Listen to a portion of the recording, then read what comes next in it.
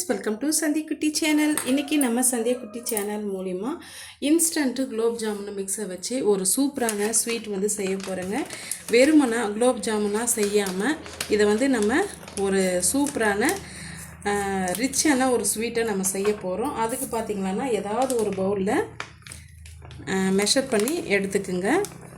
அப்போ தான் நமக்கு அளவுகள் வந்து கரெக்டாக இருக்கும். இப்போ பார்த்திங்கன்னா இந்த கப்பில் வந்து ஒரு 3/4 கப் அளவுக்கு நமக்கு இன்ஸ்டன்ட் மிக்ஸ் வந்து கிடச்சிருக்குங்க. இதை வந்து இப்போ நம்ம ஒரு டோவாக பிசைஞ்சு எடுத்துக்கலாம். இப்போ ஒரு மிக்சிங் பவுலில் நான் சேர்த்து விட்டுக்கிறேங்க. சேர்த்துட்டு கொஞ்சம் கொஞ்சமாக பால் சேர்த்து இது நல்லா வந்து பிசைஞ்சு எடுத்துக்கலாம்.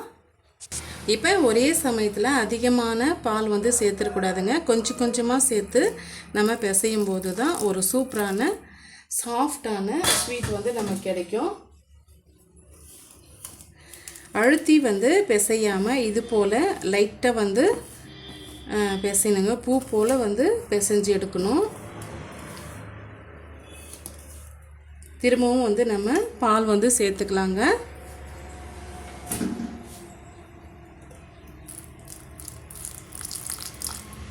கொஞ்சம் எக்ஸ்ட்ரா ஆனாலுமே நமக்கு ரவுண்ட் பண்ணுறதுக்கு ரொம்ப கஷ்டம் ஆகிடும். அதனால் கொஞ்சம் கொஞ்சமாக சேர்த்து பிசைஞ்சு எடுத்துக்குங்க. பாருங்கள், நம்ம பிசைஞ்சு எடுத்துக்கிட்டோம். இப்போ கையில் வந்து ஒட்டுற மாதிரி தான் இருக்கும். இது போல் ஸ்டிக்கியாக தான் இருக்கும்.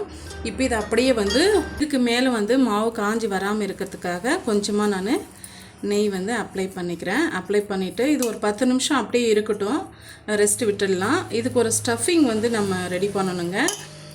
அது என்ன ஸ்டஃபிங்னு சொல்லிவிட்டு வீடியோவை ஸ்கிப் பண்ணாமல் பாருங்கள். நம்ம பாகு வந்து காய்ச்சிடலாங்க. இப்போ எந்த கப்பால் பால் பவுடர் அளந்து எடுத்துக்கிட்டிங்களோ, அதாவது இன்ஸ்டன்ட் மிக்ஸ் வந்து அளந்து எடுத்துக்கிட்டிங்களோ, அதே கப்பால் வந்து 3/4 கப் அளவுக்கு சர்க்கரை எடுத்துக்கலாம். 3/4 கப் அளவுக்கு தண்ணி எடுத்துக்கலாங்க. இப்போ இது நல்லா வந்து சர்க்கரை நல்லா கரைஞ்சி ஒரு கம்பி பதத்துக்கு வரணும். அது வரைக்கும் நம்ம பாகு காய்ச்சி எடுத்துக்கலாம். கொதிச்சு வரத்துக்குள்ளார நம்ம ஸ்டஃபிங் வந்து ரெடி பண்ணிடலாங்க. இப்போ வந்து பால் பவுடர் நான் எடுத்து வச்சுருக்கேன். ஒரு 2 டேபிள் ஸ்பூன் அளவுக்கு நம்ம பால் பவுடர் எடுத்துக்கலாம். இப்போ நம்ம செய்து வச்சுருக்க ஸ்டஃபிங்கை வந்து அதோடு வந்து நம்ம சேர்த்துக்கலாங்க. ஒரு 2 டீஸ்பூன் அளவுக்கு 1 டீஸ்பூன் அளவுக்கு பாதாமும் 1 டீஸ்பூன் அளவுக்கு முந்திரி பருப்பும் எடுத்து 2 டீஸ்பூன் அளவுக்கு நான் கட் பண்ணி வச்சுருக்கேன். சின்ன சின்ன பீஸுகளை கட் பண்ணி வச்சுருக்கேன். இதோடு சேர்த்து விட்டுக்கலாம். இப்போ காய்ச்சி ஆற வச்சின பால் வந்து திக்கான பால் வந்து சேர்த்து நல்லா கெட்டியான பதத்துக்கு பிசைஞ்சு எடுத்துக்கலாம். அதிகமாக வேண்டாங்க, கொஞ்சமாக வந்து நம்ம சேர்த்துக்கலாம். அதிகமாக வந்து சேர்த்துக்கிட்டிங்களன்னா தண்ணி மாதிரி ஆகிடும். அதனால் வந்து கொஞ்சமாக சேர்த்து ஃபஸ்ட்டு நம்ம ஒரு திக்கான கன்சிஸ்டன்சிக்கு நம்ம கொண்டு வந்துடலாங்க.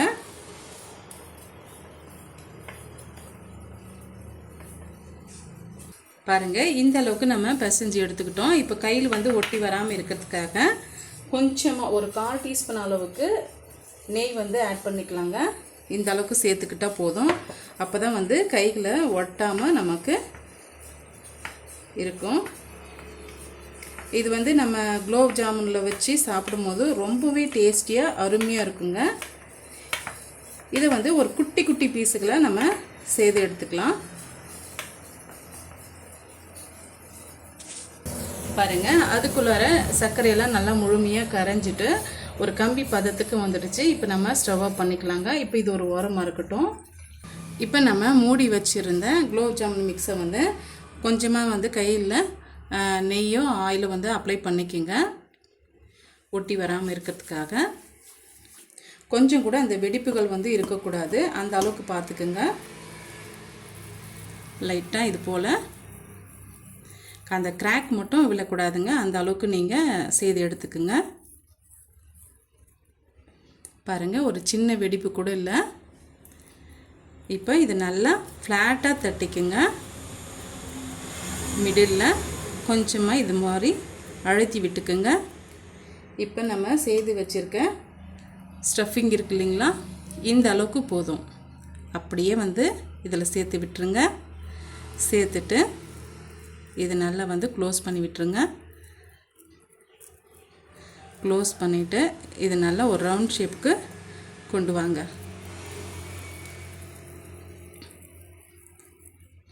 பாருங்கள், இது போல் ஒரு ரவுண்ட் ஷேப்புக்கு கொண்டு வந்துட்டு நல்லா அழுத்தம் கொடுத்து இங்கே கட்டை விரலால் இது போல் ப்ரெஸ் பண்ணி விட்டுருங்க. அப்போ தான் வந்து ஒரு சூப்பராக ஒரு மக்கன் பேடா வந்து சாப்பிட்ட ஒரு ஃபீல் வந்து நமக்கு கிடைக்கும். உள்ளே வந்து ஸ்டஃபிங்கும் வந்து நம்ம பால் பவுடரில் சேர்த்து இருக்கிறதுனால ரொம்பவே அருமையாகவும் இருக்கிற ஒரு ரிச்சான டேஸ்ட் வந்து இருக்கும். இதே போல் செய்து நம்ம ஒரு பிளேட்டுக்கு மாற்றி வச்சுக்கலாங்க.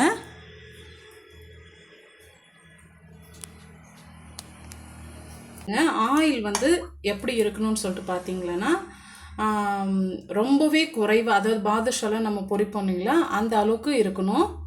அப்படி இருக்கிற போது தான் வந்து நமக்கு நல்லா உள்ளெல்லாம் வெந்து சூப்பரான ஸ்வீட் வந்து கிடைக்கும். இப்போ ஒவ்வொரு பீஸுகளை நம்ம தனித்தனியாக வந்து சேர்த்து விட்டுக்கலாங்க.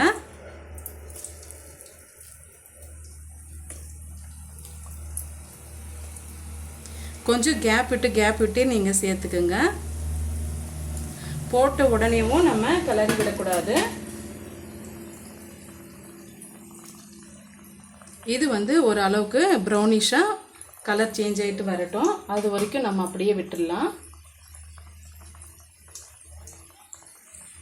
இப்போ நம்ம போட்டு ஒரு நிமிஷம் ஆயிடுச்சு. இப்போ ஒவ்வொரு பீஸுக்கெல்லாம் நம்ம திருப்பி விட்டுக்கலாம்.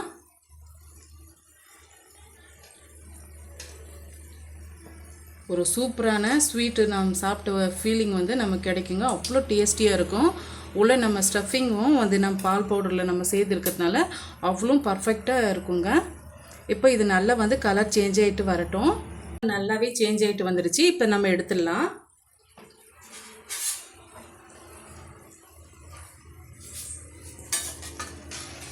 இது போல் இருந்தாலே போதும். எடுத்துட்டு நம்ம காய்ச்சி வச்சுருக்க அந்த சூடான பாகில் வந்து அப்படியே நம்ம சேர்த்துடலாங்க. பாகு வந்து ஃபுல் அண்ட் ஃபுல் வந்து அப்படியே நல்லா ஹீட்டாக இருக்கணும். அப்போ தான் இது நல்லா அப்சர்வ் பண்ணும். இப்போ நம்ம பாகில் சேர்த்து விட்டுடலாங்க. எண்ணெய் எல்லாம் முழுமையாக வடிகட்டிட்டு அப்புறம் வந்து சேர்த்து விட்டுக்குங்க. சேர்த்துட்டு ஒரு முறை நல்லா கலந்து விட்டுக்குங்க. இது அப்படியே இருக்கட்டும். இன்னொரு பேட்ச் நம்ம போட்டுட்டு பிறகு நம்ம பார்க்கலாம். இப்போ நம்ம இன்ஸ்டண்ட்டு குலோப் ஜாமுன் வந்து ஒரு சூப்பராக ரெடி ஆகிடுச்சு. இதை நான் எடுத்து கட் பண்ணி காமிக்கிறேன் பாருங்கள். ரொம்பவே அருமையாக இருக்கும். இப்போ பாருங்கள், கொஞ்சம் கூட உங்களுக்கு சுகர் பாகு வேணாம் அப்படின்னு நினச்சிங்களன்னா நான் சொன்ன அளவுகளோடு நீங்கள் செய்து பாருங்கள், பர்ஃபெக்டாக வரும். இப்போ இதை நம்ம கட் பண்ணி காமிக்கலாம். ரொம்பவே டேஸ்டியான குலோப் ஜாமுன் வந்து ரெடி ஆகிடுச்சு. இப்போ நம்ம உள்ளே வச்சுருக்க ஸ்டஃபிங்கும் பாருங்கள் எவ்வளோ பர்ஃபெக்டாக நமக்கு வந்திருக்குன்ட்டு.